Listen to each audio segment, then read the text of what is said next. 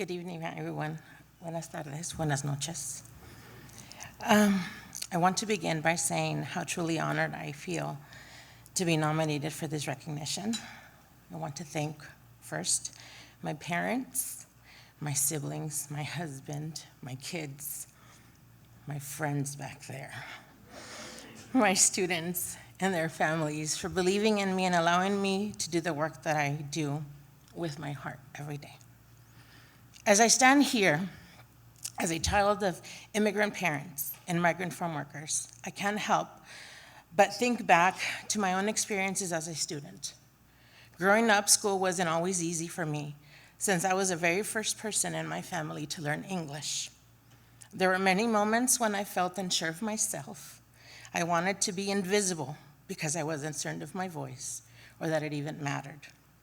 But I also had teachers, like my second grade teacher, Mr. Ortiz, who would play songs, Spanish songs, like Cielito Lindo de Colores, songs that were in Spanish, like my parents spoke at home, or like Miss Mendez, my high school teacher, my history high school teacher, who believed in me and helped me believe in myself. These teachers reminded me that bilingualism and my culture were my strengths, not my obstacles. They gave me the confidence to take risks, to push through challenges, and to see myself as capable of achieving more. Those experiences shaped the teacher I am today. I see young Mirna in them, and I see my parents in theirs. My parents only had a sixth grade education, but instilled in me hard work and perseverance. As you see, my journey as a professional did not start. It started with my grandfather, who was part of the Bracero program, and who was denied residency in this country because he was illiterate, and he couldn't sign the paperwork.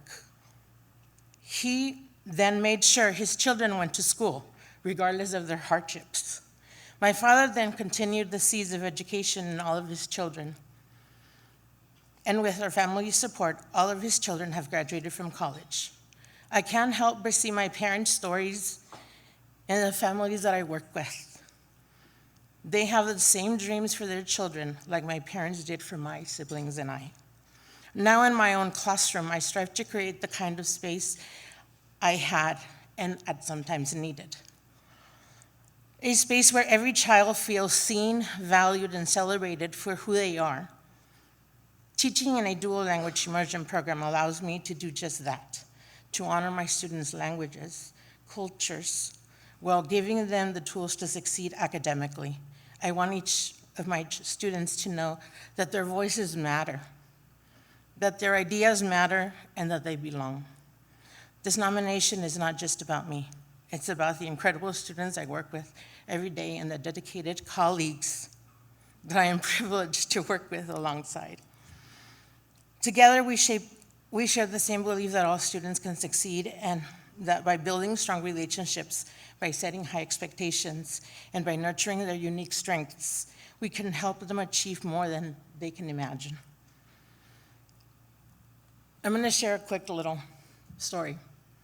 So about 2 weeks ago, as I was getting prepared mentally to come back to work, my daughter, who is in fourth grade, is in my class, asked me for pictures, my pictures of when I was her age.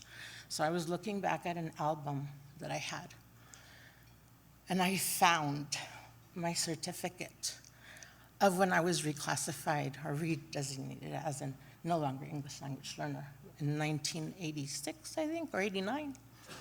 And it was like nice, crispy. And I couldn't believe it, because as hard as it was to leave the summer behind, I found my why. It was like, this is why. This is why I have to get ready, I have to prepare, and I have to start again with all my heart.